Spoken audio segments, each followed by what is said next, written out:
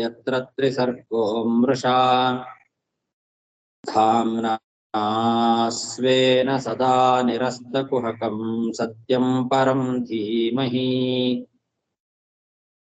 सृष्टिस्थित्यप्येहा नियतिदृशितमो बन्धमोक्षाश्च यस्मात् अस्य श्री ब्रह्मरुद्र प्रभृतिसुरनरद्वीषशत्रुत्मकस्य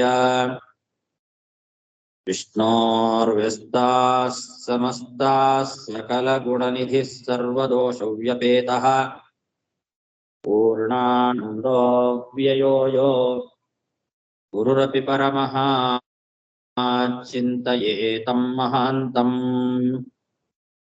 यं प्रव्रजन्तमनुपेतमपेतकृत्यं द्वैपायनो विरहकातर आजुहाव पुत्रेति तन्मयतया तरवोऽपि नेदुः तं सर्वभूतहृदयं मुनिमानतोऽस्मि श्रीगुरुभ्यो नमः हरिः ओम्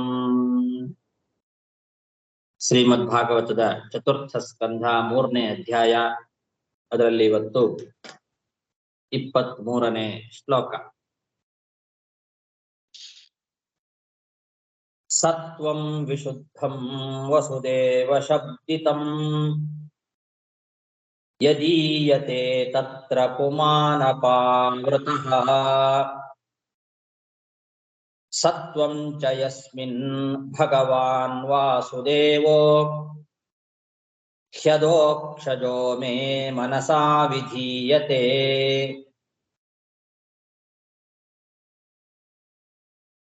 ರುದ್ರದೇವರು ಸತೀದೇವಿಯನ್ನು ಕುರಿತು ಹೇಳುವ ಮಾತು ಹಿಂದೆ ಹೇಳಿದ ಮಾತನ್ನ ಅವರು ಹಾಗೆ ಮುಂದುವರಿಸ್ತಾ ಇದ್ದಾರೆ. ದಕ್ಷ ಪ್ರಜಾಪತಿ ಯೋಗ್ಯತೆಯಲ್ಲಿ ಸಣ್ಣವನಾಗಿದ್ರೂ ಕೂಡ ಹೆಣ್ಣು ಕೊಟ್ಟ ಮಾವ. ಆದ್ರಿಂದ ಶಿವ ಅವನಿಗೆ ನಮಸ್ಕಾರವನ್ನ ಮಾಡಬೇಕಾಗಿತ್ತು, ಯಾಕೆ ಮಾಡಲಿಲ್ಲ ಅನ್ನೋದೊಂದು ಪ್ರಶ್ನೆ ಬರ್ತದೆ. ಹಿಂದೆ ಅವರು ಹೇಳಿದ್ರು, ಪ್ರತ್ಯುದ್ಗಮ ಪ್ರಶ್ರಯಣಾಭಿವಾದನಂ ವಿಧೀಯತೆ ಸಾಧು ಮಿಥಃ ಸುಮಧ್ಯಮೇ ಪ್ರಾಜ್ಞೈಃ ಪರಸ್ಮೈ ಪುರುಷಾಯ ಚೇತಸಾ ಗುಹಾಶಯಾಯೈವ ನ ದೇಹ ಮಾನಿನೇ ಅಂತ. ಜ್ಞಾನಿಗಳು ಒಳಗಿರುವ ಆ ಭಗವಂತನನ್ನ ಉದ್ದೇಶ ಇಟ್ಟುಕೊಂಡು ಆ ಭಗವಂತನಿಗೆನೆ ಗೌರವ ಮೊದಲಾದವುಗಳನ್ನ ಸಲ್ಲಿಸ್ತಾರೆ ಹೊರತು ದೇಹಮಾನಿನಿಗೆ ಅಲ್ಲ, ಆ ದೇಹಾಭಿಮಾನಿಯಾದ ಜೀವನಿಗೆ ಅಲ್ಲ.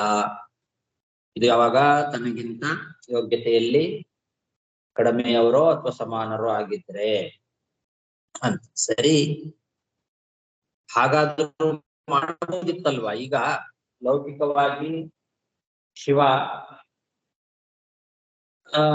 ದಕ್ಷನಿಗೆ ಯೋಗ್ಯತೆಯಲ್ಲಿ ದಕ್ಷ ಅಂತನ್ನೋನು ಸಣ್ಣವನಾಗಿದ್ರು ಕೂಡ ಹೆಣ್ಣು ಕೊಟ್ಟ ಮಾವ ಅನ್ನೋ ಉದ್ದೇಶದಿಂದ ನಮಸ್ಕಾರ ಮಾಡಬೇಕಾಗಿತ್ತು, ಯಾಕೆ ಮಾಡ್ಲಿಲ್ಲ ಅನ್ನೋ ಪ್ರಶ್ನೆ ಬರ್ತದೆ. ಅದಕ್ಕೆ ಶಿವ ಸತೀದೇವಿಗೆ ಹೇಳುವ ಮಾತಿದು. ಲೋಕ ಮರ್ಯಾದೆಗಾದರೂ ಒಂದು ಕಾಯಿಕವಾಗಿ ನಮಸ್ಕಾರ ಮೊದಲಾದವುಗಳನ್ನ ನಾನು ದಕ್ಷನಿಗೆ ಸಲ್ಲಿಸಬಹುದಾಗಿತ್ತು, ನಿಜ. ಆದರೂ ನಾನು ಆವಾಗ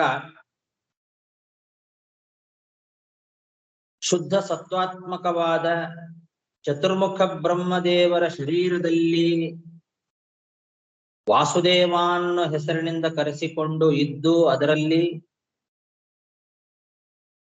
ಪ್ರಕೃತಿಯ ಆವರಣವೇ ಇಲ್ಲದೆ ಇರತಕ್ಕಂತಹ ಪರಮಪುರುಷನಾದ ಅಧೋಕ್ಷಜ ನನಗೆ ಧ್ಯಾನದಲ್ಲಿ ಕಾಣಿಸ್ತಾ ಇದ್ದ. ಆ ಭಗವಂತ ವಾಸುದೇವನನ್ನೇ ನಾನು ಆ ಎದುರಿಗೆ ಕೂತ ಬ್ರಹ್ಮದೇವರ ಶರೀರಕ್ಕೆ ಆಧಾರನಾಗಿ ನಾನು ಕಾಣ್ತಾ ಇದ್ದೆ. ಆ ವಾಸುದೇವನನ್ನೇ ನಾನು ಮನಸ್ಸಿನಿಂದ ವಿಶೇಷವಾಗಿ ಧ್ಯಾನ ಮಾಡ್ತಾ ಇದ್ದೆ.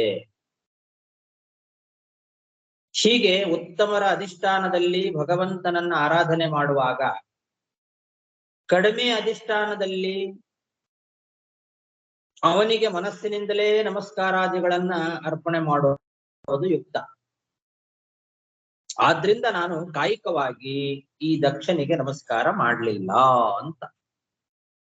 ಈ ಶ್ಲೋಕ ಬಹಳ ಇಂಪಾರ್ಟೆಂಟ್. ಇಲ್ಲಿ ದಕ್ಷನಿಗೆ ಶಿವ ಯಾಕೆ ನಮಸ್ಕಾರ ಮಾಡಲಿಲ್ಲ ಅಂತ ಅನ್ನೋದಕ್ಕೆ ಪ್ರಧಾನವಾದ ಕಾರಣವನ್ನ ರುದ್ರದೇವರು ಇಲ್ಲಿ ತಿಳಿಸಿಕೊಡ್ತಾ ಇದ್ದಾರೆ. ಲೌಕಿಕವಾದ ರೀತಿಯಿಂದಲಾದರೂ ನಾನು ಒಂದು ನಮಸ್ಕಾರವನ್ನ ಮಾಡಬಹುದಿತ್ತು, ನಿಜ. ಆ ಸಮಯದಲ್ಲಿ ನಾನು ಮಾಡಲಿಲ್ಲ. ಆವಾಗ ನಾನು ನನ್ನ ಎದುರಿಗೆ ಚತುರ್ಮುಖ ಬ್ರಹ್ಮದೇವರು ಕೂತಿದ್ರು. ಆ ಬ್ರಹ್ಮದೇವರ ಒಳಗೆ ವಾಸುದೇವ ರೂಪಿಯಾದ ಭಗವಂತ ನನಗೆ ಕಾಣಿಸ್ತಾ ಇದ್ದ. ಆ ವಾಸುದೇವನನ್ನೇ ನಾನು ಧ್ಯಾನ ಮಾಡ್ತಾ ಇದ್ದೆ. ಇದು ಪ್ರಧಾನವಾದದ್ದು. ಆ ವಾಸುದೇವ ರೂಪಿಯಾದ ಭಗವಂತ ಚತುರ್ಮುಖ ಬ್ರಹ್ಮದೇವರ ಶರೀರಕ್ಕೆ ಆಧಾರ ಅಂತ ನಾನು ಚಿಂತನೆ ಮಾಡಿ ಆ ವಾಸುದೇವ ಎಂಬ ಭಗವಂತನೇ ನನಗೆ ಕಾಣಿಸ್ತಾ ಇದ್ದ. ನಾನು ಮನಸ್ಸಿನಿಂದ ಪೂರ್ಣವಾಗಿ ಭಗವಾನ್ ವಾಸುದೇವನನ್ನೇ ಧ್ಯಾನ ಮಾಡ್ತಾ ಇದ್ದದ್ದರಿಂದ ಇದು ಉತ್ತಮಾಧಿಷ್ಠಾನದಲ್ಲಿ ಮಾಡುವ ಧ್ಯಾನ. ಬ್ರಹ್ಮದೇವರು ಶ್ರೇಷ್ಠರಾಗಿರ್ತಕ್ಕಂಥವರು. ಅಂತಹ ಉತ್ತಮರ ಅಧಿಷ್ಠಾನದಲ್ಲಿ ಭಗವಂತನ ಚಿಂತನೆ ನಡೀತಾ ಇರುವಾಗ ಈ ದಕ್ಷ ಇವನು ಅಧಮಾಧಿಷ್ಠಾನ ಎಂದು ಹೇಳಿದಂತೆ ಅಧಮರಲ್ಲಿಯೂ ಭಗವಂತನನ್ನ ಕಾಣಬೇಕು, ಜ್ಞಾನಿಗಳು ಕಾಣ್ತಾರೆ, ನಿಜ. ಆದರೆ ಉತ್ತಮಾಧಿಷ್ಠಾನದಲ್ಲಿ ನಾನು ಚಿಂತನೆಯನ್ನ ಮಾಡ್ತಾ ಇದ್ದದ್ದರಿಂದ ಅಧಮಾಧಿಷ್ಠಾನದಲ್ಲಿ ನಾನು ಕಾಯಿಕವಾದ ನಮಸ್ಕಾರವನ್ನ ಮಾಡೋ ಅಗತ್ಯ ಇರಲಿಲ್ಲ, ಮಾಡಬಾರದು. ಆವಾಗ ಮನಸ್ಸಿನಿಂದಲೇ ಮಾಡಬೇಕು. ಹಾಗಾಗಿ ನಾನು ಕಾಯಿಕವಾಗಿ ದಕ್ಷಿಣಿಗೆ ನಮಸ್ಕಾರ ಮಾಡಲಿಲ್ಲ ಅಂತ ಈ ರೀತಿ ಅಭಿಪ್ರಾಯ. ಇಲ್ಲಿ ಬೇರೆ ವ್ಯಾಖ್ಯಾನಕಾರರೆಲ್ಲ ಈ ಶ್ಲೋಕಕ್ಕೆ ಅವರು ಸ್ವಲ್ಪ ಪಾಠವನ್ನೇ ವ್ಯತ್ಯಾಸ ಇಟ್ಟುಕೊಂಡು ಬಹಳ ಶ್ರಮ ಪಟ್ಟಿದ್ದಾರೆ. ಈ ಶ್ಲೋಕ ಸತ್ವಂ ವಿಶುದ್ಧಂ ವಸುದೇವ ಶಬ್ದಿತಂ ಯದೀಯತೆ ತತ್ರ ಪುಮಾನಪಾವೃತಃ ಸತ್ವಂಚ ಯಸ್ಮಿನ್ ಭಗವಾನ್ ವಾಸುದೇವೋ ಖ್ಯದೋಕ್ಷಜೋ ಮೇ ಮನಸಾ ವಿಧೀಯತೆ ಅಂತ ಹೀಗೆ ಶ್ಲೋಕ ಇರೋದು.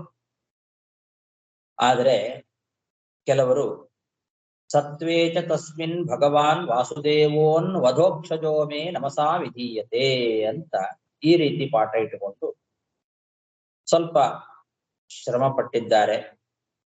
ನಮಸಾ ಅನು ವಿಧೀಯತೆ ಅಂತ ಅದನ್ನ ಅನ್ವಯ ಮಾಡ್ಕೊಂಡಿದ್ದಾರೆ. ನಮಸಾ ಅನು ವಿಧೀಯತೆ ಅಂತ. ವಾಸುದೇವೋ ಅನು ಅಧೋಕ್ಷಜೋ ಮೇ ನಮಸಾ ವಿಧೀಯತೆ ಅಂತ ಪಾಠ ಇಟ್ಕೊಂಡು ವಿಧೀಯತೆ ಅಂದ್ರೆ ಮಾಡಲ್ಪಡುತ್ತಾನೆ ಅಂತ ಅರ್ಥ. ಆದ್ರೆ ಅನು ಅನ್ನೋ ಶಬ್ದ ಸೇರಿದಾಗ ಅನುಕರಣ, ಅನುಕರಿಸಲ್ಪಡುತ್ತಾನೆ ಅಂತ ಅರ್ಥ ಬರ್ತದೆ. ನಮಸ್ಕಾರದಿಂದ ಅನುಕರಿಸೋದು ಅಂದ್ರೆ ಸೇವೆ ಮಾಡೋದು ಅಂತ ಅರ್ಥ. ಹೀಗೆ ಕಷ್ಟಪಟ್ಟು ಅದಕ್ಕೆ ಅರ್ಥ ಮಾಡಿದ್ದಾರೆ. ಇದಕ್ಕಿಂತ ಮನಸಾ ವಿಧೀಯತೆ ಅನ್ನೋ ಪಾಠನೇ ಇಟ್ಟುಕೊಂಡು ಬಿಟ್ರೆ ಎಷ್ಟು ಉತ್ತಮವಾದ ಪಾಠ. ಮನಸಾ ವಿಧೀಯತೆ, ಅಲ್ಲಿ ಅನು ಅನ್ನೋದಿಲ್ಲ, ಹಿ ಅನ್ನೋ ಶಬ್ದ ಇದೆ. ವಾಸುದೇವೋ ಹ್ಯದೋಕ್ಷಜ ನಲ್ಲಿ ಹಿ ಅಧೋಕ್ಷಜ ಅಂತ ಮನಸ್ಸಿನಿಂದ ಮಾಡಲ್ಪಡುತ್ತಾನೆ. ಹಿ ಅನ್ನೋ ಶಬ್ದ ಇದೆ. ವಿಧೀಯತೆ ಅಂತ ಇದೆ, ವಿಶೇಷವಾಗಿ ಧ್ಯಾನ ಮಾಡಲ್ಪಡುತ್ತಾನೆ ಅಂತ ಅರ್ಥ.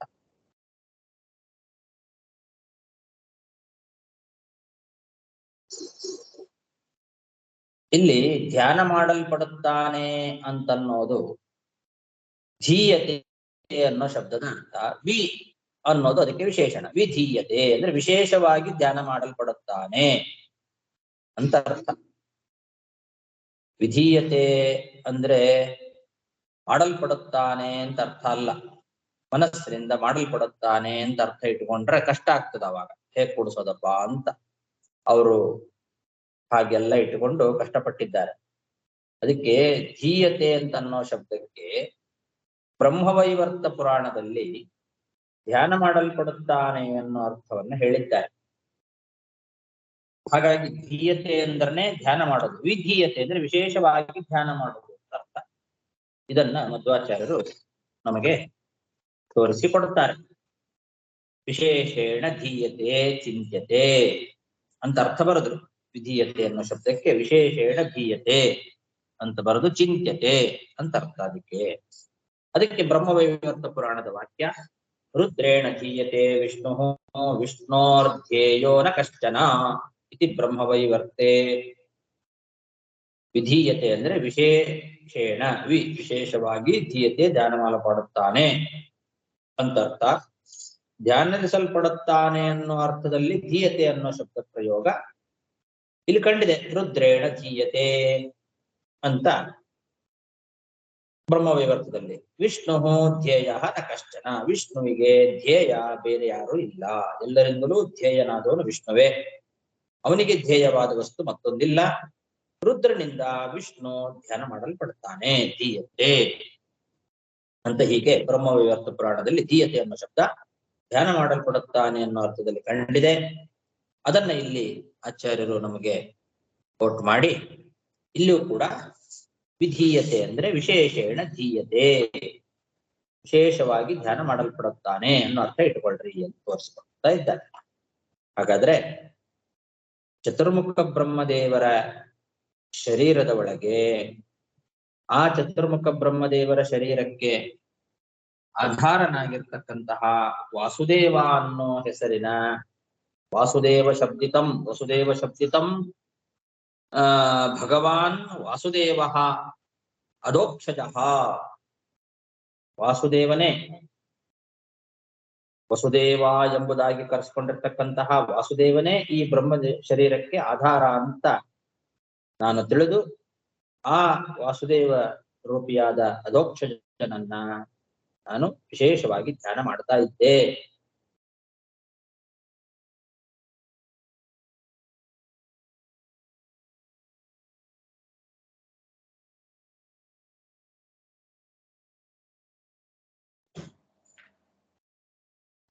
ಹಾಗಾಗಿ ಉತ್ತಮಾಧಿಷ್ಠಾನದಲ್ಲಿ ಭಗವಂತನ ಆರಾಧನೆ ಮಾಡುವಾಗ ಅಧಮಾಧಿಷ್ಠಾನದಲ್ಲಿ ಕೇವಲ ಮಾನಸಿಕವಾಗಿ ಅರ್ಪಣೆ ಮಾಡೋದು ಯುಕ್ತವಾದದ್ದು. ನಾನು ಕಾಯಿಕವಾದ ನಮಸ್ಕಾರವನ್ನ ದಕ್ಷ ಪ್ರಜಾಪತಿಗೆ ಮಾಡಲಿಲ್ಲ ಅಂತ ಈ ರೀತಿ ರುದ್ರದೇವರು ಸತೀದೇವಿಗೆ ಕಾರಣವನ್ನ ಕೊಟ್ಟು ಹೇಳ್ತಾ ಇದ್ದಾರೆ. ಸತ್ವಂ ವಿಶುದ್ಧಂ ವಸುದೇವ ಶಬ್ದಿತಂ ಯದೀಯತೆ ತತ್ರ ಪುಮಾನಪಾವೃತಃ ಸತ್ವಂಚ ಯಸ್ಮಿನ್ ಭಗವಾನ್ ವಾಸುದೇವೋ ಖ್ಯದೋಕ್ಷಜೋ ಮೇ ಮನಸಾ ವಿಧೀಯತೆ ತ್ವಯಾ ನಿರೀಕ್ಷ್ಯೋ ನ ಪಿತಾಪಿ ದೇಹಕೃತ್ ದಕ್ಷೋ ಮಮ ದ್ವಿಟ್ ತದನುವ್ರತಾಶ್ಚಯೇ ಯೋ ವಿಶ್ವಸೃಗ್ಯಜ್ಞಗತಂ ವರೋರುಮಾಮನಾಗಸಂ ದುರ್ವಚಸಾ ಕರೋತ್ತಿರಃ.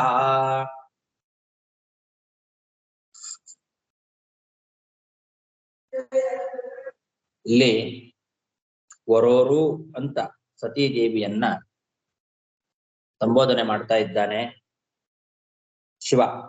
ವರೋರು ಅಂದ್ರೆ ಒಳ್ಳೆ ಸುಂದರವಾದ ತೊಡೆ ಉಳ್ಳವಳೆ ಅಂತ ಅರ್ಥ. ಊರು ಅಂದ್ರೆ ತೊಡೆ. ವರೋರು ಸುಂದರವಾದ ತೊಡೆ ಉಳ್ಳವಳೆ.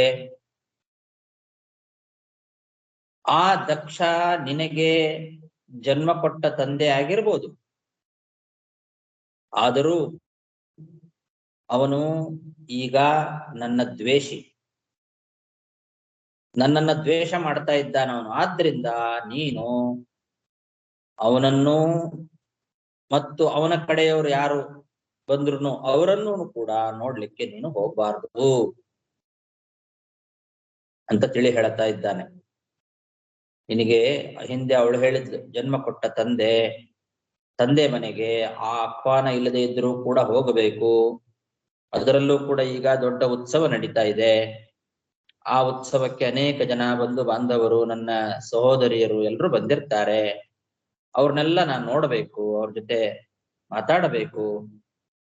ಆ ಕಾರಣದಿಂದ ನಾನು ಹೋಗ್ತೇನೆ ಅಂತ ಅವಳು ಹೇಳಿದ್ಲಲ್ಲ ಸತೀದೇವಿ. ಅದಕ್ಕೆ ಉತ್ತರವಾಗಿ ಇಲ್ಲಿ ರುದ್ರದೇವರು ಹೇಳ್ತಾ ಇರೋ ಮಾತು, ಪಿತಾಪಿ, ಅವನು ನಿನಗೆ ಜನ್ಮ ಕೊಟ್ಟ ತಂದೆ ಆಗಿರ್ಬೋದು, ದೇಹಕೃದ್ ಪಿತಾಪಿ ಅಂತ. ನಿನಗೆ ಜನ್ಮ ಕೊಟ್ಟ ತಂದೆ ಆಗಿದ್ರೂ ಕೂಡ ಮಮದ್ವಿಟ್, ಅವನೀಗ ನನ್ನ ದ್ವೇಷಿಯಾಗಿದ್ದಾನೆ. ತದನುವ್ರತಾಶ್ಚ, ನನ್ನ ದ್ವೇಷಿಯಾದ ಆ ದಕ್ಷನಿಗೂ ಮತ್ತು ಅವನ ಸೇವಕರು, ಅವನಿಗೆ ಸಪೋರ್ಟ್ ಮಾಡೋರು, ಅವನ ಕಡೆಯವರು ಅಂತಾರೆ, ಅವ್ರನ್ಯಾರನ್ನೂ ಕೂಡ ನೀನು ಇವಾಗ ನೋಡ್ಲಿಕ್ಕೆ ಹೋಗಬಾರದು. ಅವನು ಎಲ್ಲ ಪ್ರಜಾಪತಿಗಳ ಮಧ್ಯದಲ್ಲಿ ಯಜ್ಞದ ಸಂದರ್ಭದಲ್ಲಿ ಏನೂ ಅಪರಾಧ ಮಾಡದೇ ಇರತಕ್ಕಂತಹ ನನ್ನನ್ನ ಕೆಟ್ಟ ಮಾತುಗಳಿಂದ ನಿಂದನೆ ಮಾಡಿದ್ದಾನೆ. ಅದನ್ನ ನೆನೆಸ್ಕೊ ಅಂತಾರೆ. ದುರ್ವಚಸ ತಿರಹ ಕರೋತ್ ಅನಾಗಸಂ ಮಾಂ ಅಂತಾರೆ. ನಾ ಏನೂ ತಪ್ಪು ಮಾಡಿರ್ಲಿಲ್ಲ. ಅನಾಗಸಂ ಮಾಂ, ಏನೂ ಅಪರಾಧ ಮಾಡದೇ ಇರತಕ್ಕಂತಹ ನನ್ನನ್ನ ಅವನು ಕೆಟ್ಟ ಕೆಟ್ಟ ಮಾತುಗಳಿಂದ ಬೈದ. ಎಲ್ಲ ಪ್ರಜಾಪತಿಗಳ ಸಮ್ಮುಖದಲ್ಲಿ ಬೈದಿದ್ದಾನೆ, ಕೆಟ್ಟ ಮಾತುಗಳಿಂದ ನಿಂದನೆ ಮಾಡಿದ್ದಾನೆ. ಆದ್ರಿಂದ ಈಗ ನೀನು ಅವನ ಮನೆಗೆ ಹೋಗೋದು ಸರಿಯಲ್ಲ. ಜನ್ಮ ಕೊಟ್ಟ ತಂದೆ ಆಗಿದ್ರೂ ಕೂಡ ಈಗ ನೀನು ಹೋಗಬಾರದು. ತ್ವಯಾ ನಿರೀಕ್ಷ್ಯೋ ನ ಪಿತಾಪಿ ದೇಹಕೃತ್ ದಕ್ಷೋ ಮಮದ್ವಿಟ್ ತದನುವ್ರತಾಶ್ಚಯೇ ಯೋ ವಿಶ್ವಸೃಗ್ಯಜ್ಞಗತಂ ವರೋರು ಮಾಮನಾಗಸಂ ದುರ್ವಚಸಾ ಕರೋತ್ತಿರಃ ಯದಿ ವ್ರಜಿಷ್ಯಸ್ಯತಿಹಾಯ ಮದ್ವಚೋ ಭದ್ರಂ ಭವತ್ಯಾ ನ ತತೋ ಭವಿಷ್ಯತಿ ಸಂಭಾವಿತಸ್ಯ ಸ್ವಜನಾತ್ ಪರಾಭವೋ ಯದಾ ಸ ಸದ್ಯೋ ಮರಣಾಯ ಕಲ್ಪತೆ. ರುದ್ರದೇವರಿಗೆ ಗೊತ್ತು, ನಾನು ಎಷ್ಟೇ ಹೇಳಿದ್ರೂ ಕೂಡ ಇವಳು ಹೋಗೇ ಹೋಗ್ತಾಳೆ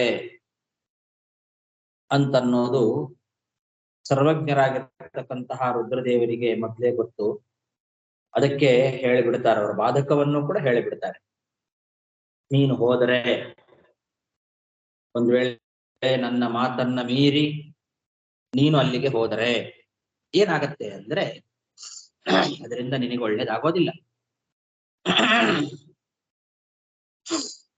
ಇಷ್ಟೆಲ್ಲ ನಾನು ಹೇಳಿದ್ರು ಕೂಡ, ತಿಳಿ ಹೇಳಿದ್ರು ಕೂಡ ನನ್ನ ಮಾತನ್ನ ಮೀರಿ ನೀನು ಅಲ್ಲಿಗೆ ಹೋದಿ ಅಂತಾದರೆ, ಯದಿ ವ್ರಜಿಷ್ಯಸಿ ಮಧ್ವಚಃ ತಿಹಾಯ, ನನ್ನ ಮಾತನ್ನ ಮೀರಿ ಯದಿ ವ್ರಜಿಷ್ಯಸಿ, ಒಂದ್ ವೇಳೆ ನೀನು ಹೋಗ್ತಿ ಅಂತಾದರೆ ಅದರಿಂದ ನಿನಗೆ ನ ಭದ್ರಂ, ಒಳ್ಳೇದಾಗೋದಿಲ್ಲ.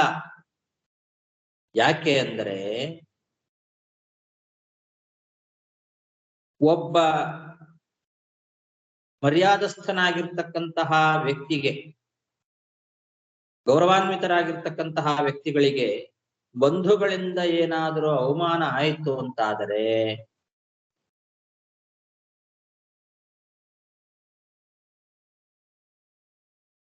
ಸದ್ಯೋ ಮರಣಾಯ ಕಲ್ಪತೆ, ಅದು ಕೂಡಲೇ ಅದು ಮರಣಕ್ಕೆ ಕಾರಣ ಆಗ್ತದೆ. ಬಂಧುಗಳಲ್ಲಿ ಅಪಮಾನ ಆಗಬಾರದು. ಒಬ್ಬ ಮರ್ಯಾದಸ್ಥನಾದ ಪುರುಷ, ಮರ್ಯಾದಸ್ಥರಾಗಿರ್ತಕ್ಕಂತಹ ವ್ಯಕ್ತಿಗಳು ಯಾರೇ ಇದ್ರೂ ಕೂಡ ಅವರಿಗೆ ಬಂಧುಗಳಲ್ಲಿ ಅವಮಾನ ಆಗಬಾರದು. ಆದರೆ ಬಂಧುಗಳಿಂದ ಏನಾದರೂ ಅವಮಾನ ಆದರೆ ಅದು ಕೂಡಲೇ ಮರಣಕ್ಕೆ ಕಾರಣವಾಗ್ತದೆ. ಮರಣಾಪಾದಕೋ ಭವತಿ ಸಂಭಾವಿತಸ್ಯ ಸ್ವಜನಾತ್ ಪರಾಭವ. ಯಾರು ಸಂಭಾವಿತ ವ್ಯಕ್ತಿಗಳೋ ಅಂಥವರಿಗೆ ಸ್ವಜನರಿಂದ ಪರಾಭವ ತನ್ನ ಜನರು ತನ್ನ ಬಂಧುಗಳಿಂದ ಏನಾದರೂ ಅವಮಾನ ಆದರೆ ತದ್ಯೋ ಮರಣಾಯ ಕಲ್ಪತೆ. ಆದ್ರಿಂದ ನೀನು ಅಲ್ಲಿಗೆ ಹೋಗೋದು ಒಳ್ಳೇದಲ್ಲ, ನಿನಗೆ ಒಳ್ಳೇದಾಗೋದಿಲ್ಲ. ನನ್ನ ಮಾತನ್ನ ನೀನು ಒಂದ್ ವೇಳೆ ಮೀರಿ ಹೋದ್ರೆ ಖಂಡಿತವಾಗಿಯೂ ನಿನಗೆ ಅದರಿಂದ ಶ್ರೇಯಸ್ಸಾಗೋದಿಲ್ಲ, ಒಳ್ಳೇದಾಗೋದಿಲ್ಲ, ಮರಣವೇ ಆಗ್ತದೆ ಅಂತ ಅನ್ನೋದನ್ನ ಈ ರೀತಿ ಹೇಳ್ತಾ ಇದ್ದಾರೆ. ಅಪಮಾನ ಆದರೆ ಕೂಡಲೇ ಅದು ಮರಣಕ್ಕೆ ಕಾರಣ ಆಗ್ತದೆ ಅನ್ನೋ ಬಾಧಕವನ್ನ ರುದ್ರದೇವರು ಹೇಳಿ ತಮ್ಮ ಮಾತನ್ನ ಮುಗಿಸ್ತಾರೆ. ಯದಿ ವ್ರಜಿಷ್ಯಸ್ಯತಿಹಾಯ ಮದ್ವಚೋ ಭದ್ರಂ ಭವತ್ಯಾ ನ ತತೋ ಭವಿಷ್ಯತಿ ಸಂಭಾವಿತಸ್ಯ ಸ್ವಜನಾತ್ ಪರಾಭವೋ ಯದಾ ಸ ಸದ್ಯೋ ಮರಣಾಯ ಕಲ್ಪತೆ. इति श्रीमद्भागवते महापुराणे पारमहंस्यां संहितायां अष्टादशसाहस्र्यां वैयासिक्यां चतुर्थस्कन्धे तृतीयोऽध्यायः। श्रीकृष्णार्पणमस्तु। अथ चतुर्थस्कन्धे चतुर्थोऽध्यायः।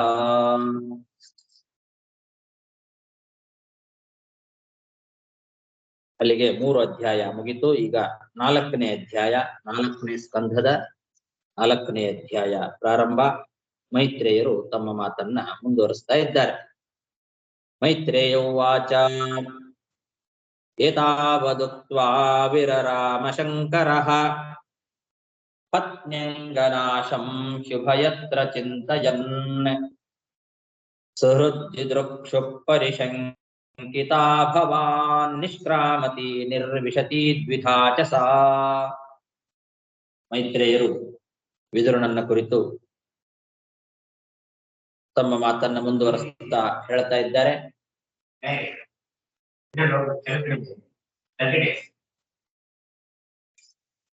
ಇಷ್ಟು ಹೇಳಿ ಶಿವ ಸುಮ್ಮನಾದ. ಸತೀದೇವಿಗೆ ಹೇಳಬೇಕಾದ ಎಲ್ಲ ಮಾತುಗಳನ್ನು ಕೂಡ ಪ್ರೀತಿಯಿಂದ ಅವಳನ್ನ ವರೋರು ಸುಮಧ್ಯಮ ಅಂತೆಲ್ಲ ಸಂಬೋಧನೆ ಮಾಡಿ ಪ್ರೀತಿಯಿಂದಲೇ ಆ ಪಾರ್ವತಿಗೆ, ಸತೀದೇವಿಗೆ ಎಲ್ಲ ವಿಷಯಗಳನ್ನು ಕೂಡ ಹೇಳಬೇಕಾದ್ದನ್ನೆಲ್ಲ ಹೇಳಿ ಸುಮ್ಮನಾದ. ಯಾಕೆ ಸುಮ್ಮನಾದ ಅಂದ್ರೆ, ಈ ಸತೀದೇವಿ ದಕ್ಷನ ಯಜ್ಞಕ್ಕೆ ಹೋಗ್ಲಿ ಬಿಡ್ಲಿ, ಎರಡೂ ಪಕ್ಷದಲ್ಲಿ ಅವಳ ಶರೀರ ನಾಶವಾಗೇ ಆಗ್ತದೆ ಅಂತ ಆಲೋಚನೆ ಮಾಡಿದ್ದ. ಅವಳಿಗೆ ಈಗ ಶರೀರ ನಾಶ ಆಗ್ಲೇಬೇಕು, ಹತ್ರ ಬಂದಿದೆ, ಅದು ಅವನಿಗೆ ಗೊತ್ತು. ಅವಳು ಹೋಗ್ಲಿ ಬಿಡ್ಲಿ, ಉಭಯತ್ರ ಚಿಂತಯನ್ ಅಂತ. ಅವಳು ದಕ್ಷನ ಯಜ್ಞಕ್ಕೆ ಹೋಗ್ಲಿ ಬಿಡ್ಲಿ, ಎರಡು ಪಕ್ಷದಲ್ಲೂ ಅವಳಿಗೆ ಈ ಶರೀರ ನಾಶ ಅಂತ ಅನ್ನೋದು ಹಾಗೇ ಆಗ್ತದೆ ಅಂತ ಅವನು ಆಲೋಚನೆ ಮಾಡಿದ್ದ. ಈಗ ಅವಳು ಬಂಧು ಮಿತ್ರರ ದರ್ಶನದ ಬಯಕೆಯಿಂದ ಹೊರಗೆ ಹೋಗ್ತಾಳೆ. ಹೋದ್ಮೇಲೆ ಮತ್ತೆಲ್ಲಿ ರುದ್ರದೇವರಿಗೆ ಕೋಪ ಬರ್ತದೋ ಏನೋ, ನನ್ನ ಮಾತನ್ನ ಮೀರಿ ಹೋದ್ಲು ಅಂತ ಹೇಳಿ ಮತ್ತೆ ಒಳಗೆ ಬರ್ತಾಳೆ. ಹೀಗೆ ಹೊರಗೆ ಹೋಗೋದೋ ಒಳಗ್ ಬರೋದೋ ಅನ್ನೋ ಉಭಯ ಸಂಕಟ ಅವಳಿಗೆ. ಈ ಕಡೆಗೆ ಗಂಡನನ್ನ ಬಿಟ್ಟು ಹೋಗ್ಲಿಕ್ಕೂ ಮನಸ್ಸಿಲ್ಲ. ಅದು ಗೊತ್ತವಳಿಗೆ. ಅವನು ಶಿವ ಹೇಳಿದ ಮಾತಲ್ಲೆಲ್ಲವೂ ಕೂಡ ಸರಿಯಾದದ್ದೇ. ಹಾಗಾಗಿ ಗಂಡನ ಮಾತನ್ನ ಮೀರಿ ಹೋಗ್ಲಿಕ್ಕೂ ಮನಸ್ಸಿಲ್ಲ. ಆದ್ರೆ ಬಂಧು ಮಿತ್ರರ ದರ್ಶನ ಮಾಡಬೇಕು, ತಂದೆ ಮನೆ, ಅದನ್ನೂ ಬಿಡ್ಲಿಕ್ಕೆ ಮನಸ್ಸಿಲ್ಲ. ಹಂಗಾಗಿ ಹೊರಗೆ ಹೋಗ್ತಾಳೆ, ಮತ್ತೊಳಗ್ ಬರ್ತಾಳೆ. ಹೋಗ್ಲೋ ಬೇಡವೋ, ನಿಷ್ಕ್ರಾಮತಿ ನಿರ್ವಿಶತಿ. ಹೊರಗೆ ಹೋಗ್ತಾಳೆ, ಮತ್ತೊಳಗ್ ಬರ್ತಾಳೆ. ಹೀಗೆ ಉಭಯ ಸಂಕಟ ಆ ಸತೀದೇವಿದು ಆಗಿತ್ತು ಅಂತ ಮೈತ್ರೇಯರು ಹೇಳ್ತಾ ಇದ್ದಾರೆ. ದ್ವಿಧಾ ಚ ಸಾ, ಎರಡೂ ಅವಳಿಗೆ ಮನಸ್ಸಿನಲ್ಲಿ ಹೋಗ್ಬೇಕು ಅಂತನೂ ಒಂದ್ ಕಡೆಗೆ ಮನಸ್ಸು ಹೇಳ್ತಾ ಇದೆ, ಬೇಡ ಅಂತನೂ ಒಂದ್ ಕಡೆ ಹೇಳ್ತಾ ಇದೆ. ಏನ್ ಮಾಡಬೇಕು ಅಂತ ಗೊತ್ತಾಗ್ಲಿಲ್ಲ ಅವಳಿಗೆ. ಉಭಯ ಸಂಕಟದಲ್ಲಿದ್ದಾಳೆ.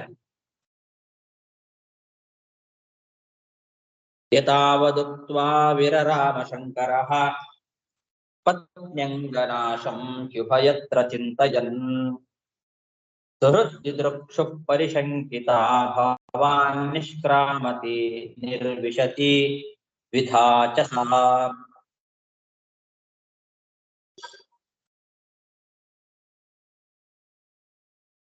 ಶಂಕರಃ ಅಂತ ಪದ ಇದೆ ಇಲ್ಲಿ. ಶಂ ಅಂದ್ರೆ ಸುಖ ಅಂತ ಅರ್ಥ. ಸುಖಂ ಕರೋತಿ, ಶಂ ಕರೋತಿ ಇತಿ ಶಂಕರಃ.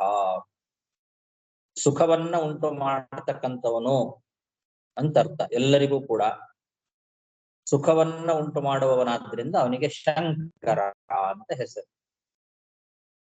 ಶಂ ಸುಖಂ ಕರೆ ಯಸ್ಯ ಸಹ ಅಂತ ಕೂಡ ಮಾಡಬಹುದು.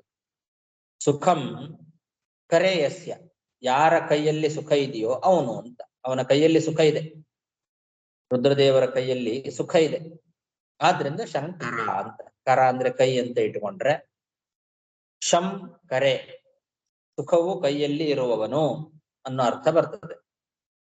ಅಥವಾ ಶಂ ಕರೋತಿ ಸುಖವನ್ನ ಉಂಟು ಮಾಡ್ತಾನೆ, ಈ ಎರಡು ಅರ್ಥದಲ್ಲಿಯೂ ಕೂಡ ಶಂಕರ ಅಂತ ಪದ ಅರ್ಥವನ್ನ ಕೊಡುತ್ತದೆ.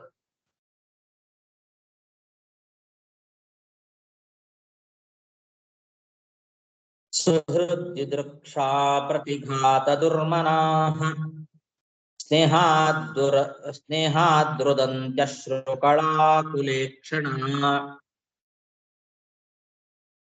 ಭವಂ ಭವಾನ್ಯ ಪ್ರತಿಪೂರುಷಂ ವೃಷಾ ಪ್ರಧಕ್ಷತಿ ವೈಕ್ಷತ ಜಾತವೇ ಪಥುಃ.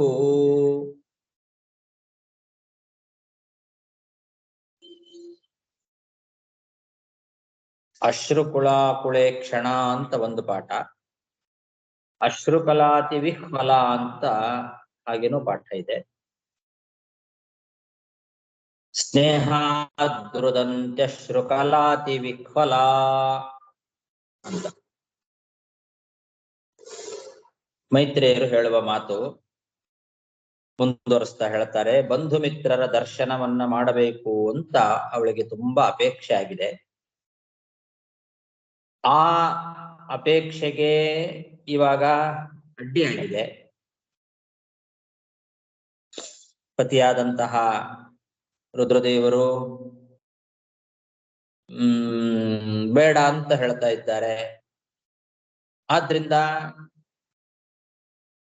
ಅವಳಿಗೆ ಬಂಧು ಮಿತ್ರರ ದರ್ಶನ ಮಾಡಬೇಕು ಅಂತ ಅತಿಯಾದ ಆಸೆ ಇದೆ. ಆದ್ರಿಂದ ಕೋಪ ಅವಳಿಗೆ, ಹೋಗಬೇಡ ಅಂತ ಹೇಳಿದ್ರಿಂದ ಕೋಪ ಬರ್ತದೆ.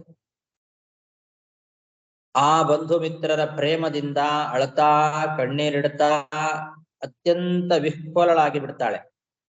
ಅತಿ ವಿಹ್ವಲ ಅಂದ್ರೆ ಹಾಗೆ, ಅಶ್ರು ಕಲಾತಿ ವಿಹ್ವಲ, ಅತ್ಯಂತ ಕಣ್ಣೀರಿನಿಂದ ಅಶ್ರುಕುಲ. ಈ ಕ್ಷಣ ಅಂದ್ರೆ ಹೆಚ್ಚು ಕಣ್ಣೀರಿಡ್ತಾಳೆ ಅಂತ, ಎರಡಕ್ಕೂ ಒಂದೇ ಅರ್ಥ. ತುಂಬಾ ಕಣ್ಣೀರಿಡ್ತಾಳೆ, ಕಣ್ಣೀರಿನಿಂದ ಅಳ್ತಾ ಕಣ್ಣೀರು ಸುರಿಸ್ತಾ ಅತ್ಯಂತ ವಿಹ್ವಲಳಾಗಿ ಬಿಡ್ತಾಳೆ. ಕೋಪದಿಂದ ನಡುಗುತ್ತಾ ತನ್ನ ಗಂಡನನ್ನೇ ನೋಟದಲ್ಲೇ ಸುಡುತ್ತಾಳೋ ಏನೋ ಎಂಬಂತೆ ಕೋಪದಿಂದ ನೋಡ್ತಾಳೆ ಸತೀದೇವಿ. ಭವಂ ಪ್ರದಕ್ಷತೀವ ಜಾತವೇ ಪತುಃ ಐಕ್ಷತ ಅಂತೆ. ಅಷ್ಟು ಸಿಟ್ಟು, ನನ್ನ ಅಪ್ಪನ ಮನೆಗೆ ಹೋಗಬೇಡ ಅಂತಂದು ಹೇಳದ್ನಲ್ಲ ಅಂತ ಅಷ್ಟು ಸಿಟ್ಟು ಬಂತವಳಿಗೆ. ತನ್ನ ಗಂಡನನ್ನೇ ಎಲ್ಲಿ ಸುಟ್ಟು ಬಿಡ್ತಾಳೋ ಏನೋ ಅನ್ನೋ ರೀತಿ ಕೋಪದ ಕಣ್ಣಿನಿಂದ ನೋಡ್ತಾ ಇದ್ದಾಳೆ ಅಂತ. ಇದು ಮೊದ್ಲೇ ಗೊತ್ತಿತ್ತು ರುದ್ರದೇವರಿಗೆ. ಇವಳಿಗೆ ಹೋಗಬೇಡ ಅಂದ್ರೂ ಇವಳು ಸುಮ್ಮನೆ ಇರೋದಿಲ್ಲ, ಇಲ್ಲಿದ್ರು ಅಷ್ಟೇ ಹೋದ್ರು ಅಷ್ಟೇ, ಇವಳು ಕತೆ ಮುಗೀತು ಅಂತ ಗೊತ್ತಿದೆ ಅವರಿಗೆ. ಅದನ್ನೇ ಹಿಂದೆ ಹೇಳಿದ್ದು ಉಭಯತ್ರ ಚಿಂತಯನ್ ಅಂತ. ಅದನ್ನ ಮೈತ್ರೇಯರಲ್ಲಿ ಹೇಳ್ತಾ ಇದ್ದಾರೆ. ಅವಳಿಗೆ ತುಂಬಾ ಸಿಟ್ಟು ಬಂದಿದೆ. ಹೋಗ್ಬೇಡ ಅಂತ ರುದ್ರದೇವರು ಹೇಳ್ಬಿಟ್ಟಿದ್ದಾರೆ. ಬಂಧು ಮಿತ್ರರ ದರ್ಶನವನ್ನು ಮಾಡಬೇಕು ಅಂತ ಅವಳಿಗೆ ಅತಿಯಾದ ಆಸೆ ಆಗಿದೆ. ಅದಕ್ಕೆ ವಿರೋಧ ಮಾಡಿದ್ರಿಂದ ಗಂಡನನ್ನೇ ಸುಟ್ಟು ಬಿಡೋರ ಹಾಗೆ ನೋಡ್ತಾ ಇದ್ದಾಳೆ. ಅವನು ಅಪ್ರತಿಮ, ಅನ್ಯ ಪ್ರತಿಪೂರುಷಂ ಭವಾನ್ಯ ಪ್ರತಿಪೂರುಷಂ ಭವಂ, ಅಪ್ರತಿಮನಾಗಿರ್ತಕ್ಕಂತಹ ತನ್ನ ಗಂಡನಾದ ಶಿವನನ್ನ ಪ್ರದಕ್ಷತೀವ, ಸುಟ್ಟು ಬಿಡುತ್ತಾಳೋ ಏನೋ ಎಂಬ ರೀತಿಯಲ್ಲಿ ನೋಡ್ತಾ ಇದ್ದಾಳೆ. ಸಹೃದ್ದಿದೃಕ್ಷಾ ಪ್ರತಿಘಾತ ದುರ್ಮನಾಃ ಸ್ನೇಹಾತ್ ದುರಂತ್ಯಶ್ರುಕಳಾಕುಲೇಕ್ಷಣ ಭವಂ ಭವಾನ್ಯ ಪ್ರತಿಪೂರುಷಂ ಮೃಷಾ ಪ್ರಧಕ್ಷತಿ ವೈ ಕ್ಷತಜಾತವೇ ಪಥುಃ.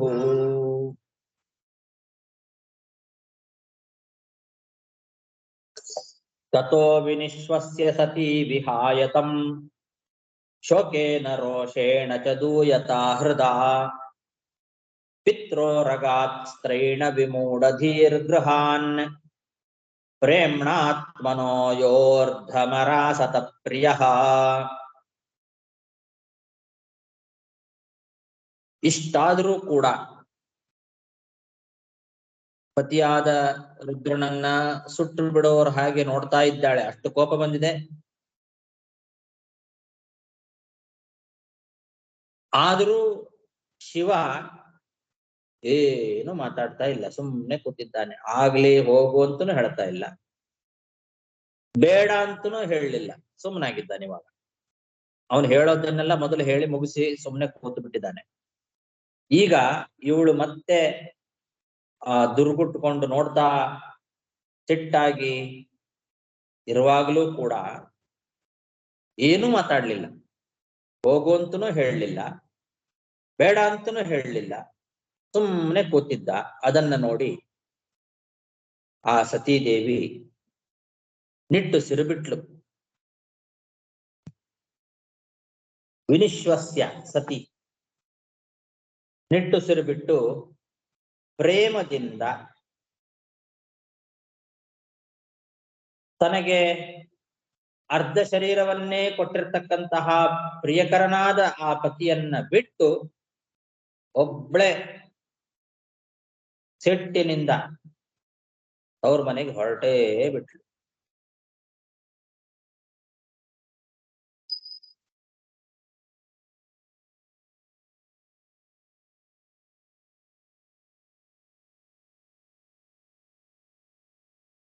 ಶೋಕೇನ ರೋಷೇಣ ಚ ದೂಯತಾ ಹೃದಾ ಅಂತಾರೆ.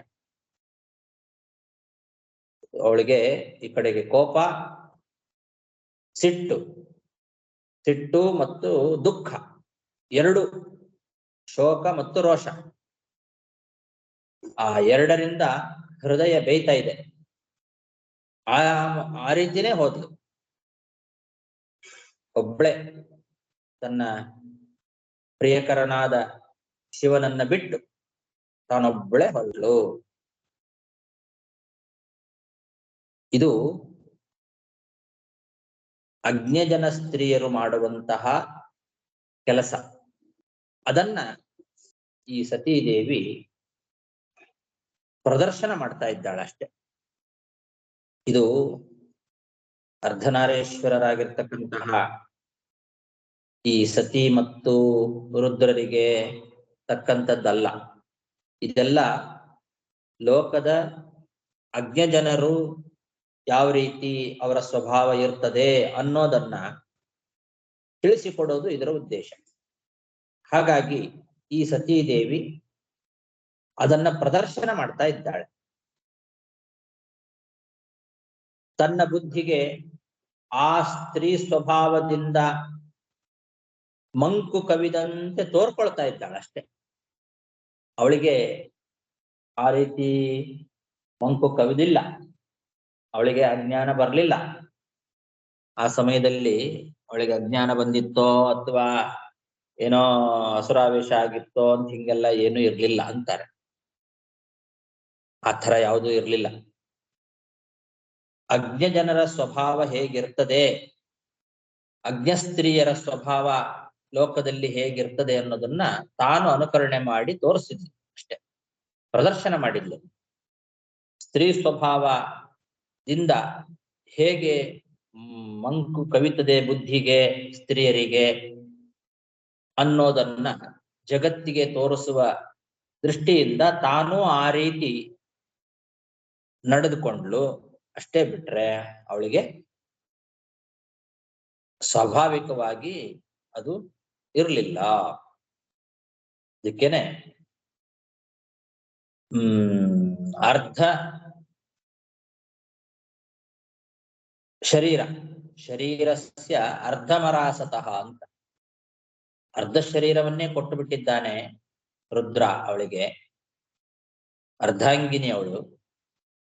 ಸ್ವಸ್ಯ ಆತ್ಮನಃ ದೇಹಸ್ಯ ಅರ್ಧಂ ತಸ್ಯೈ ಅರಾಸತಾದಾತ್ ಅಂತ ಬರೀತಾರೆ. ಅಂದ್ರೆ ತನ್ನ ಶರೀರದ ಅರ್ಧ ಭಾಗವನ್ನೇ ಕೊಟ್ಟು ಬಿಟ್ಟಿದ್ದಾನೆ ಆ ರುದ್ರ. ಅಂತಹ ಪ್ರಿಯಕರನಾದ ಪತಿಯನ್ನು ಬಿಟ್ಟು ಅವಳು ಒಬ್ಳೆ ಹೋದ್ಲು ಅಂತಂದ್ರೆ ಇದು ಅಜ್ಞ ಸ್ತ್ರೀಯರ ಸ್ವಭಾವವನ್ನ ಜಗತ್ತಿಗೆ ತೋರಿಸ್ಲಿಕ್ಕೋಸ್ಕರ. ತ್ರೈಣ ವಿಮೂಢಧೀಹಿ ಅಂತ ಹಾಗೆ ಮಾಡಿದ್ಲು, ಹೊರಟು ಬಿಟ್ಲು. ತತೋ ವಿನಿಶ್ವಸ್ಯ ಸತಿ ವಿಹಾಯತಂ ಶೋಕೇನ ರೋಷೇಣ ಚ ದೂಯತಾ ಹೃದಾ ಪಿತ್ರೋರಗಾತ್ ಸ್ತ್ರೈಣ ವಿಮೂಢಧೀರ್ ಗೃಹಾನ್ ಪ್ರೇಮ್ಣಾತ್ಮನೋ ಯೋರ್ಧಮರಾಸತ ಪ್ರಿಯ. ಶ್ರೀಕೃಷ್ಣಾರ್ಪಣಮಸ್ತು. ಗುರುಗಳೇ,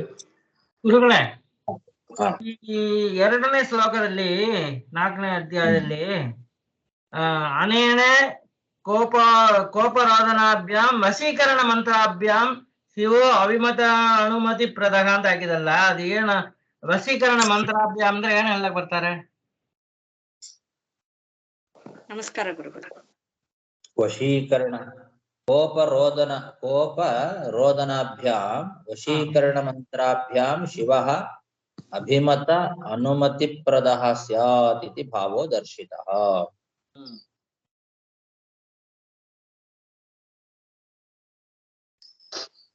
ಅಪ್ರತಿಪೂರುಷಂ ಪ್ರತಿಪಕ್ಷ ಪುರುಷರಹಿತಂ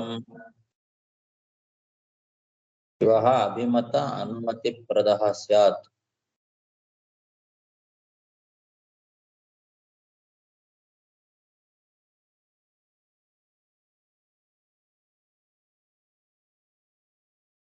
ಅನೇನ ಸ್ತ್ರೀಯಃ ಪುರುಷ ವಶೀಕರಣ ಸಾಧನಾಭ್ಯಾಂ ಕೋಪರೋಧನಾಭ್ಯಾಂ ಶಿವಃ ಗಮನೆ ಅನುಜ್ಞಾಂ ದಾಸ್ಯತಿ ಇತಿ ತಸ್ಯಾಹ ಭಾವಃ ಸೂಚಿತಃ.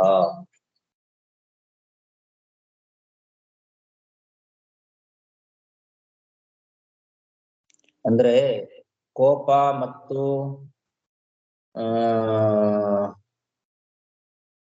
ಅಳೋದು. ಈಗ ಹೆಂಗಸರಿಗೆ ಒಂದು ಬಲ, ಹೆಂಗಸರಿಗಿರೋ ಬಲ ಏನು ಅಂದ್ರೆ ಕೋಪ ತೋರ್ಸೋದು, ಆಮೇಲೆ ಅಳೋದು. ಈ 2ರಿಂದ ವಶೀಕರಣ ಮಾಡ್ಕೊಳ್ತಾರೆ ಗಂಡನನ್ನ. ಕೋಪ ರೋದನಾಭ್ಯಾಂ ವಶೀಕರಣ ಮಂತ್ರಾಭ್ಯಾಂ. ಈ ಕೋಪ ಮತ್ತು ರೋದನ ಅಂತ ಅನ್ನೋದು ವಶೀಕರಣ ಮಂತ್ರ ಅವರಿಗೆ, ಹೆಂಗಸರಿಗೆ. ಅವ್ರು ಹತ್ತು ಬಿಟ್ರು ಅಂದ್ರೆ ಅವರ ಕಣ್ಣೀರಿಗೆ ಗಂಡು ಕರಗಿ ಬಿಡ್ತಾನೆ. ಆಮೇಲೆ ಅವಳು ಕೋಪ ಮಾಡ್ಕೊಂಡ್ಲು ಅಂದ್ರೆ ಆ ಕೋಪಕ್ಕೂ ಕೂಡ ಗಂಡ ಏನ್ ಮಾಡ್ತಾನೆ, ವಶೀಕರಣ ಆಗ್ಬಿಡ್ತಾನೆ. ಹೀಗೆ ಕೋಪ ಮತ್ತು ರೋದನ ಈ ವಶೀಕರಣ ಏನಿದೆ ಇದರಿಂದ ಶಿವ ಒಪ್ಕೊಳ್ತಾನೋ ಏನೋ ಅಂತ ಅವಳಿಗೆ ಒಂದ್ಸಲ ಅನ್ಸಿತ್ತು. ಅದಕ್ಕೆ ಅದನ್ನು ತೋರಿಸಿದ್ಲು ಅವಳು. ಆದ್ರೆ ಅವನು ಅದಕ್ಕೆ ಬಗ್ಲಿಲ್ಲ. ಅದರಿಂದಲೇ ಸುಮ್ಮನೆ ಇದ್ದ ಅವನು ಅಂತ ಅದಕ್ಕೆ ಮುಂದೆ ಹೇಳಿ. 2 ಮಾಡಿದಾಗ್ಲೂ ಅವನು ಸುಮ್ಮನೆ ಇದ್ದ. ಹ್ಞೂ ಅಂತನೂ ಹೇಳಲಿಲ್ಲ, ಬೇಡ ಅಂತನೂ ಹೇಳಲಿಲ್ಲ, ಸುಮ್ಮನಿದ್ದ ಅಂತ ಮುಂದಿನ ಶ್ಲೋಕದಲ್ಲಿ. 3ನೇ ಶ್ಲೋಕದಲ್ಲಿ ತ್ಯಾಗೇ ಹೇತುವು ಸ್ತ್ರೀಣಾಂ ಸ್ವಭಾವಃ ಸ್ತ್ರೈಣಂ ತೇನೆ ವಿಮೂಢ ಧೀರ್ಯಸ್ಯಾಹ ಅಂದ್ರೆ ವಿಮೂಢಾಹ ಧೀಹಿ ಬುದ್ಧಿ ಅಂತ ಅರ್ಥ. ವಿಮೂಢ ಹಂಗ ವಿಮೂಢ ದೀಹಿ ಯಸ್ಯಾಹ ಸಾ ವಿಮೂಢ ದೀಹಿ ಅಂತ ಪದಚ್ಛೇದ. ಅರ್ಥ ಆಯ್ತು. ಧನ್ಯವಾದ. ಸರಿ, ನಾರಾಯಣ ಬಂದು ನಂಗೆ ಪ್ರಶ್ನೆ. ಸೊ ಈ ದೇವರು ಬಂದು ಬ್ರಹ್ಮದೇವರ ಅಧಿಷ್ಠಾನದಲ್ಲಿ ಬಂದು ಧ್ಯಾನ ಮಾಡ್ತಾ ಇದ್ರು, ಆದ್ರಿಂದ ನಾವು ಬಂದು ನಿಮ್ಮ ಅಪ್ಪಣಿನ ನಮಸ್ಕಾರ ಮಾಡಿದ್ರೆ ಅದು ಬಂದು ಬ್ರಹ್ಮದೇವರನ್ನ ಕಂಪೇರ್ ಮಾಡಿದ್ರೆ ಶರೀರ ದೊಡ್ಡದಿಲ್ಲ ಎಂಬುದು ದೊಡ್ಡದಿಲ್ಲ ಒಂದು ಮಾತಿದೆ. ಸೊ ಅಲ್ಲಿ ಧ್ಯಾನ ಅದು ಬಂದು ನಾನು ನಿಮ್ಮಲ್ಲಿ ಡಿಸ್ಕಸ್ ಮಾಡಿದ್ರೆ ಅಸಂಪ್ರಜ್ಞಾನ ಸಮಾಧಿ ಇಲ್ಲ. ಆಗ ಇದು ಬಂದು ಇನ್ನೊಬ್ಬರ ಶರೀರದಲ್ಲಿ ಧ್ಯಾನ ಮಾಡ್ತಾರೆ ಇಲ್ಲವಾ? ಹೌದು ಇದು ಅಸಂಪ್ರಜ್ಞಾತ ಸಮಾಧಿಯಲ್ಲಿ ಇರಲಿಲ್ಲ ಅವರು. ಓಕೆ. ಎದುರಿಗೆ ಬ್ರಹ್ಮದೇವರು ಕೂತಿದ್ರು. ಓಕೆ. ಆ ಬ್ರಹ್ಮದೇವರನ್ನ ನೋಡ್ತಾ ಆ ಬ್ರಹ್ಮನ ಶರೀರದ ಒಳಗೆ ವಾಸುದೇವ ರೂಪಿ ಭಗವಂತನ ಧ್ಯಾನ ಮಾಡ್ತಾ ಇದ್ರು. ಬ್ರಹ್ಮನ ಅಧಿಷ್ಠಾನದಲ್ಲಿ ಭಗವಂತನನ್ನ ಕಂಡು ಆ ಭಗವಂತನ ಧ್ಯಾನ ಮಾಡ್ತಾ ಇದ್ರು. ಓಕೆ. ಸೊ ಆಗ ಬಂದು ಅವ್ರು ಬರಾದ ಗಮನಿಸಲ್ಲ, ಒಂದು ಇನ್ನೊಂದು ಧ್ಯಾನದಲ್ಲಿದ್ರು. ಗಮನಿಸಿಲ್ಲ ಅಂತ ಎಲ್ಲೂ ಇಲ್ಲ, ಗಮನಿಸಿದ್ದಾರೆ. ಬಂದದ್ದು ಗೊತ್ತೇ ಇದೆ, ಅವ್ರು ಬಂದದ್ದು ಗೊತ್ತೇ ಇತ್ತು. ಆದ್ರೂ ಅವರು ಇದರಿಂದ ಕಾಯಿಕವಾಗಿ ನಮಸ್ಕಾರ ಮಾಡ್ಲಿಲ್ಲ.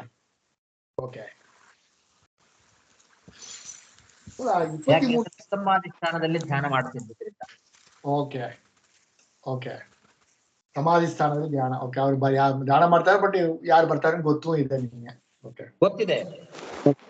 ಉತ್ತಮರ ಅಧಿಷ್ಠಾನದಲ್ಲಿ, ಬ್ರಹ್ಮದೇವರ ಅಧಿಷ್ಠಾನದಲ್ಲಿ ಧ್ಯಾನ ಮಾಡ್ತಾ ಇದ್ದದ್ರಿಂದ ಅವರಿಗಿಂತ ಇವನು ಕಡಿಮೆ ಆದ್ರಿಂದ ಇವನ ಅಧಿಷ್ಠಾನದಲ್ಲಿ ಭಗವಂತನ ಧ್ಯಾನ ಮಾಡಬೇಕು ಇಲ್ಲ. ಓಕೆ. ಅದನ್ನು ಬಿಟ್ಟು ಇದನ್ನು ಮಾಡಬೇಕು ಅಂತಿಲ್ಲ. ಅವ್ರಿಗಿಂತ ದೊಡ್ಡವರು ಬಂದಾಗ ಅದನ್ನು ಬಿಟ್ಟು ಇದನ್ನು ಮಾಡಬೇಕು. 23ನೇ ಶ್ಲೋಕದಲ್ಲಿ ನೀವೇನ್ ಹೇಳಿದ್ರಿ? ಹಿಯರ್ ದೋಕ್ಷಜೋ ನಂದು ಒಂದು ತೂ ಇದೆ. ವಾಸುದೇವೋ ತು ಅದೋಕ್ಷಜಃ ಅಂತ ತು ಅನ್ನೋ ಪದ ಇದೆ. ಇಲ್ಲಿ ಹಿ ಅದೋಕ್ಷಜ ಅಂತ ಇದೆ. ವಾಸುದೇವೋ ಅದೋಕ್ಷಜೋ ಅಂತ ಹಿ ಅಂತ ಇದೆ. ರೈಟ್. ಅಲ್ಲಿ ಒಂದು ಹಿ ತು ಎಲ್ಲಿ ಹೆಂಗ್ ಕೂರ್ಸಿ? ಹಿ ಇದ್ರು ಸರಿ, ತೂ ಇದ್ರೆ ಎಲ್ಲಿ ಕೂರ್ಸಿದ್ದೀರಿ? ಎಲ್ಲಿಗೆ ಇಟ್ಕೊಳ್ಬೇಕು ಅಂತನಾ? ಅನ್ವಯ ಹೆಂಗ ಮಾಡಿದ್ರಿ? ಇದ್ರೆ ಪ್ರಸಿದ್ಧ ಇದೆ, ಬಟ್ ಇನ್ನೂ ಅನ್ನೋ ಶಬ್ದ ಇಟ್ಕೊಂಡಿದ್ದಾರೆ ಬೇರೆ ವ್ಯಾಖ್ಯಾನಕಾರರು. ವಾಸುದೇವೋ ಅನು ಅದೋಕ್ಷಜಃ ಅಂತ ಅನ್ನೋ ಪದ ಇಟ್ಕೊಂಡಿದ್ದಾರೆ. ಅನು ಅಂತ ಇಟ್ಟುಕೊಂಡ್ರೆ ಅನುಕರಣೆ ಮಾಡೋದು, ಅನುವಿಧೀಯತೆ, ಅನುಕರಣೆ ಮಾಡೋದು ಅಂತ ಹಿಂಗ ಕಷ್ಟಪಟ್ಟು ಅರ್ಥ ಮಾಡಿದ್ದಾರೆ. ಅನು ಅನ್ನೋದು ಬೇಕಾಗಿಲ್ಲ. ಈ ಅಥವಾ ತು ಅನ್ನೋ ಶಬ್ದ ಇಟ್ಕೊಂಡ್ರೆ ಆವಾಗ ಆ ಪಾಠ ಸರಿ ಆಗತ್ತೆ. ನಮಗೆ ಅಲ್ಲಿ ಒಂದು ಪದ ಬೇಕು, ಒಂದು ಅಕ್ಷರ ಬೇಕು, ಯಾವ್ದಾದ್ರು ಒಂದು ಅಕ್ಷರ ಬೇಕು ಆ ವಾಕ್ಯ ಪೂರ್ಣೆ ಮಾಡ್ಲಿಕ್ಕೆ. ಅದಕ್ಕೆ ಹಿ ಅನ್ನೋ ಶಬ್ದ ಇಟ್ಕೊಳ್ಳೋದು ಅಥವಾ ತು ಅನ್ನೋ ಶಬ್ದ ಇಟ್ಕೊಂಡ್ರೆ ಸರಿ ಆಗ್ತದೆ. ತು ಅಂತ ಇಲ್ಲಿ ವ್ಯಾಖ್ಯಾನದಲ್ಲಿ ಎಲ್ಲಿ ಬರೋದು ಗೊತ್ತಿಲ್ಲ. ನಾನು ನೋಡಿದೆ, ನಂಗೆ ಸಿಕ್ಕಲ್ಲ. ತೂಂಬು ಸಿಕ್ಕಲ್ಲ, ಹೀಂಬು ಸಿಕ್ಕಲ್ಲ, ಎರಡೂ ಸಿಕ್ಕಲ್ಲ. ಎರಡೂ ಇಲ್ವಾ? ಎರಡೂ ಇಲ್ಲ, ಹೀನು ಇಲ್ಲ, ತೂನು ಇಲ್ಲ. ಸೊ ಅದು ಬಂದು ಒಂದು ಫಿಲ್ಲರ್ ಮಾರಿ ಒಂದು ಅಕ್ಷರ ಚಂದಕ್ಕೆ ಬರೋ சொல்லிட்டு ಆ ತರವಾ? ಅದೇ ಒಂದ್ ಅಕ್ಷರ ಬೇಕಲ್ಲಿ, ಛಂದಸ್ಸಿಗೆ ಒಂದ್ ಅಕ್ಷರ ಬೇಕು, ಯಾವ್ದಾದ್ರು ಒಂದು. ಅದಕ್ಕೆ ಹಿ ಅಥವಾ ತು ಅಂತ ಇಟ್ಟುಕೊಂಡ್ರೆ ನಮಗೆ ಏನ್ ಅರ್ಥ ಬೇಕಾದ್ರೂ ಮಾಡಬೇಕು. ಅನ್ನೋ ಅರ್ಥ ಇಟ್ಟುಕೊಂಡ್ರೆ ಅನುವಿಧೀಯತೆ, ಅನುಕರಣೆ ಅಂತ ಅರ್ಥ ಬರುತ್ತೆ. ಅದು ಬೇಕಾಗಿಲ್ಲ. ಬಟ್ ಆದ್ರೆ ವ್ಯಾಸರು ಬಂದು ಈ ತರ ಬಂದು ಮಾಡಕ್ ಅವಶ್ಯ ಇಲ್ಲಲ್ವಾ? ಒಂದು ಶಬ್ದಕ್ಕೆ ಒಕ್ಕೋಸ್ಕರ ಒಂದು ಲೆಟರ್ ಹಾಕ್ತಾರೆ ಎಂಬುದು ಮಾಡಲ್ಲ. ಅದಕ್ಕೂ ಅರ್ಥ ಇರ್ತದೆ, ಇಲ್ಲ ಅಂತಲ್ಲ. ಅದೇ ಹಿ ಅಂದ್ರೆ ಇದು ಪ್ರಸಿದ್ಧ ಅಂತ ಅರ್ಥ ಇಟ್ಟುಕೊಳ್ಬಹುದು. ಎದು ಪ್ರಸಿದ್ಧ ಅಂದ್ರೆ ಇವರು ಉತ್ತಮಾಧಿಷ್ಠಾನದಲ್ಲಿ ಭಗವಂತನ ಚಿಂತನೆಯನ್ನ ಮಾಡ್ತಾ ಇದ್ರು ಅನ್ನೋದು ಪ್ರಸಿದ್ಧ. ಯಾಕೆ ಅಂತಂದ್ರೆ ಎದುರಿಗೆ ಬ್ರಹ್ಮದೇವರು ಕೂತಾಗ ಸದಾ ಭಗವಂತನ ಧ್ಯಾನ ಮಾಡೋರು ಬ್ರಹ್ಮದೇವರು, ರುದ್ರದೇವರು ಅನ್ನೋದು ಗೊತ್ತೇ ಇದೆ ಎಲ್ರಿಗೂ ಅಂತ. ಹಾಗೆ ಆದ್ರಿಂದ ಅವರೇನು ಸುಮ್ಮನೆ ಬೇಕಂತಲೇ ಮಾಡಿಲ್ಲ, ಇವನಿಗೆ ನಮಸ್ಕಾರ ಮಾಡಬಾರದು ಅಂತ ಬೇಕಂತಲೇ ಖಾಲಿ ಕೂತು ಅವಮಾನ ಮಾಡ್ಬೇಕು ಅಂತ ಮಾಡಿದ್ದಲ್ಲ. ಅವ್ರು ಯಾವಾಗ್ಲೂ ಭಗವಂತನ ಧ್ಯಾನ ಮಾಡ್ತಾ ಇರ್ತಾರೆ ಅನ್ನೋದು ಪ್ರಸಿದ್ಧ ಅಂತ ಇಟ್ಕೋಬೇಕು. ವಾಸುದೇವೋ ಹಿ ಅಧೋಕ್ಷಜಃ ಮೇ ಮನಸಾ ವಿಧೀಯತೆ. ಗೊತ್ತೇ ಇದೆ ತಾನೆ, ನಾನು ಮನಸ್ಸಿನಲ್ಲಿ ವಾಸುದೇವನನ್ನು ಧ್ಯಾನ ಮಾಡ್ತಾ ಇದ್ದೆ ಅಂತ. ಅದು ನಿನಗೂ ಗೊತ್ತಿದೆ ತಾನೆ ಅಂತ. ಹಾಗೆ ತೂನ್ ಬಂದ್ರೆ ಹೆಂಗೆ ಹೆಂಗೆ ಅದಕ್ಕೆ ಏನ್ ಅರ್ಥ? ತು ಅಂದ್ರೂ ಅದೇ ಹಾಗೆ ಅರ್ಥ ಇಟ್ಟುಕೊಳ್ಬೇಕು. ತು ಶಬ್ದಕ್ಕೂ ಹಿ ಅನ್ನೋ ಅರ್ಥವನ್ನ ಇಟ್ಟುಕೊಳ್ಬೇಕು. ಅದರಿಂದ ಹಿ ಅನ್ನೋದು ಇಟ್ಟುಕೊಳ್ಳೋದೇ ಒಳ್ಳೇದು. ಓಕೆ ನಿನಗೂ ಗೊತ್ತು ತಾನೆ ಅಂತ. ಹಾಗೆ ಓಕೆ ನಾನು ವಾಸುದೇವನನ್ನ ಧ್ಯಾನ ಮಾಡ್ತಾ ಇರ್ತೇನೆ ಯಾವಾಗ್ಲೂ ಅನ್ನೋದು ನಿನಗೂ ಗೊತ್ತು ತಾನೆ ಓಕೆ ಅನ್ನೋ ರೀತಿ ಅಭಿಪ್ರಾಯದಲ್ಲಿ ಹಿ ಅಥವಾ ತು ಅನ್ನೋ ಶಬ್ದ. ಅಲ್ಲಿ ವಾಸುದೇವ ತ್ವದೋಚ್ಚೋದನ ಇದೆ, ಬಂದಿಲ್ಲ. ಭಗವಾನ್ ಏನ್ ವಾಸುದೇವ ಬಂತು? ತ್ವದೋಕ್ಷಜಾವತನ ಇದೆ ಅಲ್ಲಿ. ಹಾ ಅದಕ್ಕೊಂದು ತೂ ಶಬ್ದ, ತೂ ಆಟೋಮೆಟಿಕ್ ಅಲ್ಲಿ ಬಂದಿರ್ತಲ್ಲ. ಅದೇ ಹಿ ಅಥವಾ ತು ಯಾವ್ದಾರ ಒಂದು ಬರ್ಬೇಕು. ಹೌದೌದು, ವಾಸುದೇವೋ ತ್ವದೋಕ್ಷಜೋ. ತ್ವದೋಕ್ಷಜೋ ಅಂತ ಇರೋ ಕಾರಣ ಆಟೋಮೆಟಿಕ್ ವಾಸುದೇವ ತು ಅಧೋಕ್ಷಜೋ ಬಂದಿರ್ತಲ್ಲ. ಅದೇ ತು ಬದಲು ಹಿ ಅನ್ನೋ ಶಬ್ದ ಇದೆ ನನ್ನ ಪುಸ್ತಕದಲ್ಲಿ. ಇನ್ನೊಂದು ಪುಸ್ತಕದಲ್ಲಿ ಹೀನು ಇಟ್ಟುಕೊಳ್ಬಹುದು, ತೂನು ಇಟ್ಟುಕೊಳ್ಬಹುದು ಅಂತ. ಹಾ, ಆಯ್ತು ಆಯ್ತು.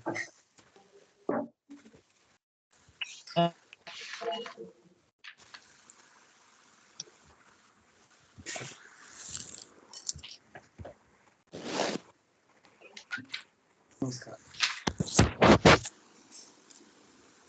ಶ್ರೀಕೃಷ್ಣ ಹರೇ ನಮಃ. ಹರೇ ನಮಃ. ನಮಸ್ಕಾರಗಳು. ಹರೇ ನಮಃ.